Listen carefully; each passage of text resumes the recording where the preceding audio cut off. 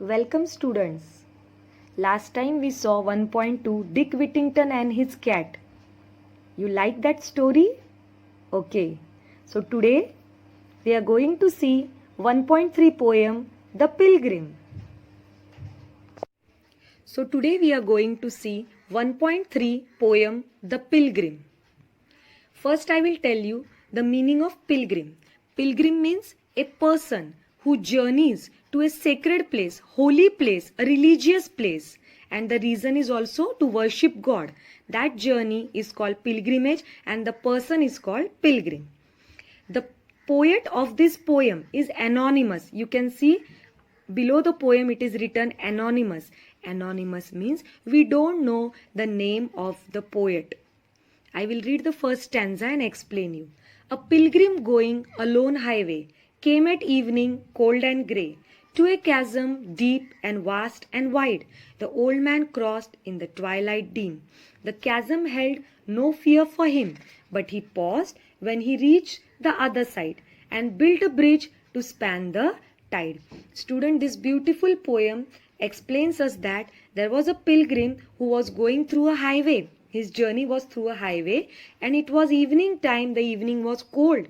To a chasm. Chasm means very deep valley. He was passing through it and the valley was vast and wide. The old man crossed it in the twilight dim. Twilight means after the evening and before the darkness of night. The middle time is called as twilight. The chasm held no fear for him. The pilgrim passed out from that valley without any fear. But he paused when he reached the other side. Means he stopped there and he decided to build a bridge to span the tide. Span the tide means a bridge which will cross across the mountains. Old man, said a fellow pilgrim near, why waste your time in building here? Your journey ends with the close of the day. You never again will pass this way. You have crossed the chasm deep and wide. Why build ye here at eventide? One more fellow pilgrim was with him. He said, hey old man, why are you wasting your time in building a bridge over this valley? You have already crossed it and it is already close of the day. There is a darkness everywhere. Then why you are wasting in building this bridge? See the last line, why build ye here? Ye means you and eventide means late evening. Student, the fellow pilgrim was puzzled. He was confused. Why this old pilgrim, after crossing the valley, again he is building a bridge over it. So he was asking him question. The pilgrim raised his old grey head. My friend, in the path I have come, he said, there followeth after me today a fair-headed youth who must pass this way.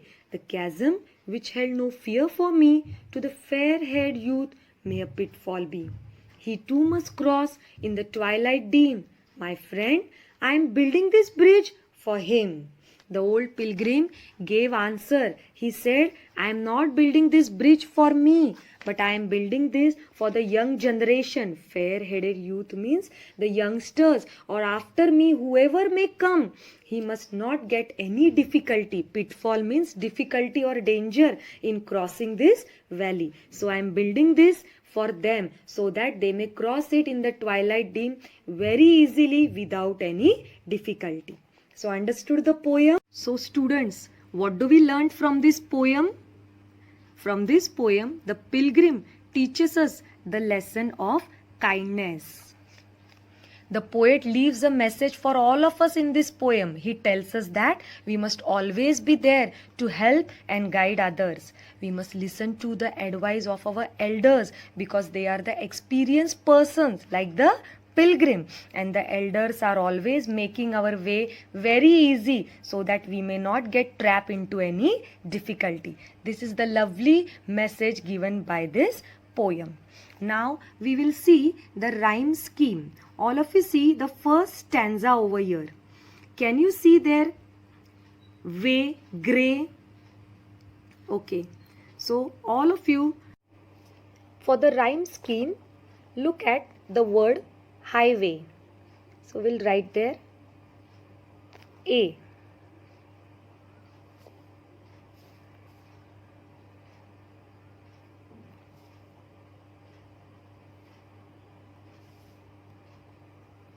Grey. Both the words are rhyming same, so we have written there A. Wide. Write there B because this is a different sound word. Dim. It's not matching with wide, so write there C. Him. Dim, him are same, so both are C. Wide and side are matching, so write there B. Tide also again the same. So rhyming scheme of first stanza is A, B, C, C, B, B. So your homework is you do the rhyming scheme for other two stanzas. So students, now we'll go through the figure of speech.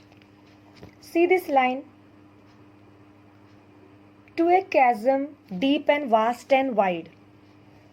Deep, vast, wide. All these are synonyms. All these words convey the same meaning. So figure of speech here is tautology.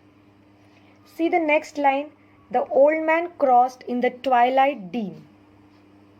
Here the figure of speech is inversion because the grammatical order of the words is changed in this line. Next. Why waste your time in building here?